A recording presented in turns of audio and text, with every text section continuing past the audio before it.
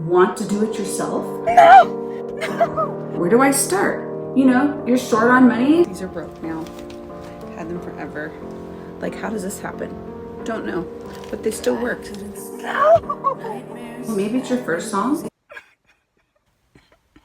First of all, let's relax.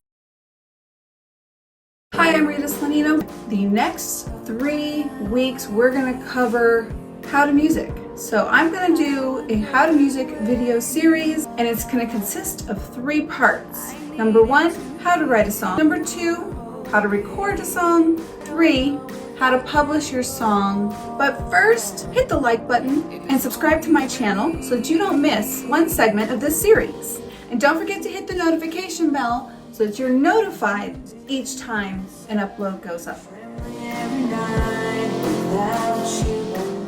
There are 3 ways to approach writing a song. Number 1, write the lyrics first. Number 2, get the background music and write a song with the flow of the background music. Number 3, write the lyrics and the music yourself at the same time. I imagine that there are other ways to write a song, but these are the top 3 ways that I have found writing a song is simplified. Without you, I know that I'm dying. So let's get to it. Option number 1, writing your lyrics first. Pick a topic you want your song to be about. Channel your feelings, the direction you want it to go, the genre that it might be in. As I said, for basic song structure purposes, we're going to use the pop format. It's just simplistic in nature, and this is just gets you in the practice of actually doing this lyrics first. At the top of your page, you're going to make a note of the things I just listed that are going to go toward the vibes of your song and your lyrics.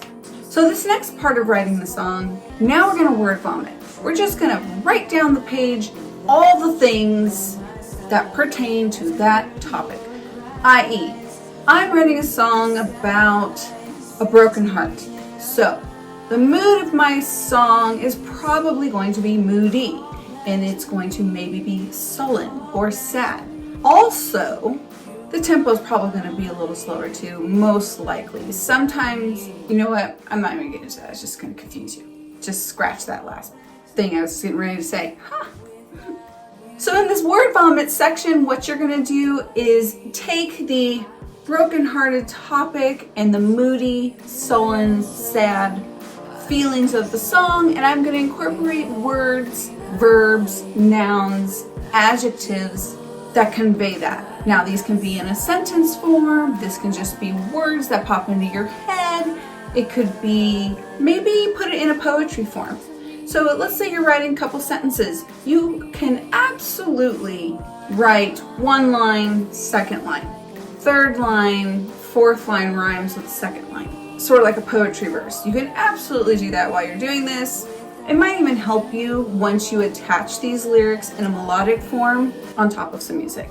2 or 3 words you heard from another song that maybe you thought, oh, this is inspiring. This might work for this. Let me see if I can work with this and switch it around. Demi Lovato's new song, Dancing with the Devil, has a part in it where she says twisted reality. So you could take the words twisted reality, play with that into your song. You're re-inspiring and reinventing those 2 words into your own song with your own feels in it. Let me know in the comments below, do you know how to write a song? Will this be your first time writing? Are you trying to learn with this video? Do you write music already or lyrics? Do you prefer to write lyrics first? So personally, I like to take the approach of my own feelings into this, experiences, situations, etc.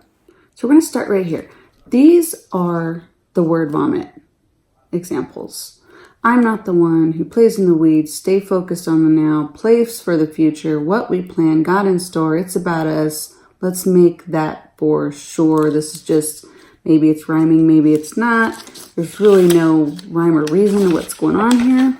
And I already had the title. If you don't have a title, that's okay. Sometimes the title comes later, so I wouldn't stress over that. You may or may not know if this is going to be your verse starting out or your chorus, or otherwise known as hook. That's okay. Don't worry about that right now, but you don't need to know this right now. This is okay. And this stands for verse 1. And then I have verse 2 on the back. And I do not have a chorus yet, as you can see. So, but I'm writing it first. You're keeping heat on me, you're keeping shadows on me, breaking our bonds, talking about the commitment out of our love. You don't know. That might not work. I have no idea. You keeping heat on me, keeping shadows on me, breaking our bonds. I don't know. Like I said, I don't even know. You get the idea. This may be my chorus, I'm thinking. I'm not sure. So you kind of get the idea.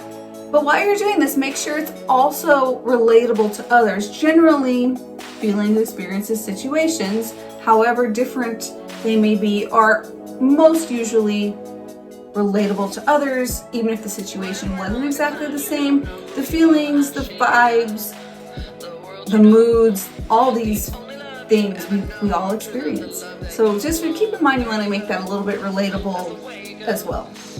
I've heard the bleakest news, the worst I've ever heard of you. Option number 2, finding background music and writing the lyrics on top of the background music. Finding background music, if you don't play an instrument, is much easier than it sounds. You can go to Fiverr.com, musicloop.com.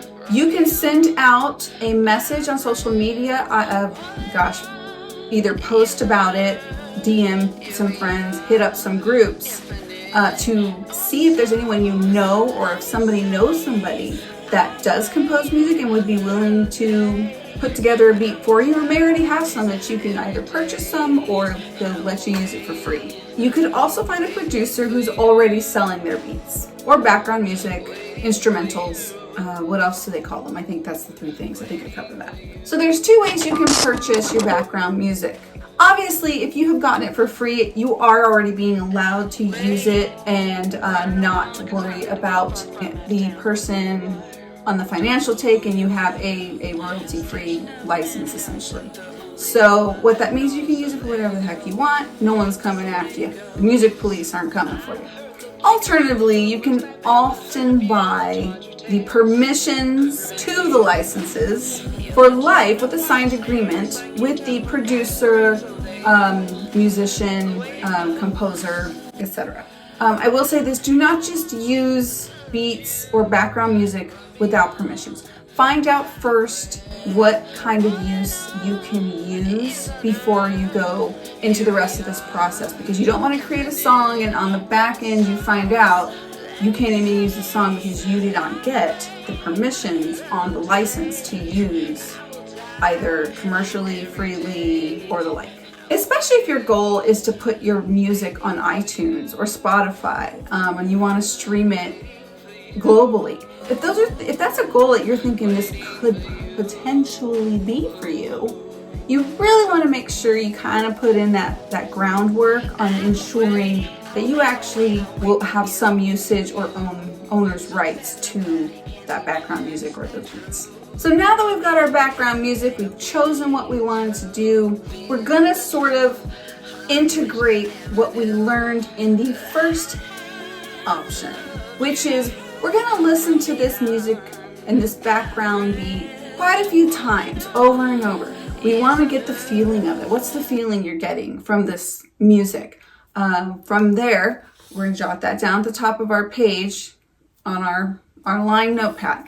Next thing you're going to do is, okay, I'm getting this vibe. So how do I feel? Am I feeling good from this vibe? Sad, melodic, happy, joyous? If you're feeling any of those things, write that down. This is going to guide you to the tone and overall energy that you're going to put into it when you actually sit down to do the lyrics. So the next phase of this, you've got your vibes on the song, you know what mood the song is going to be. The genre of the song now is likely in line with those first 2 things. You know what the genre is going to be. Let's say it's genre pop and the beat is happy in tone and joyous.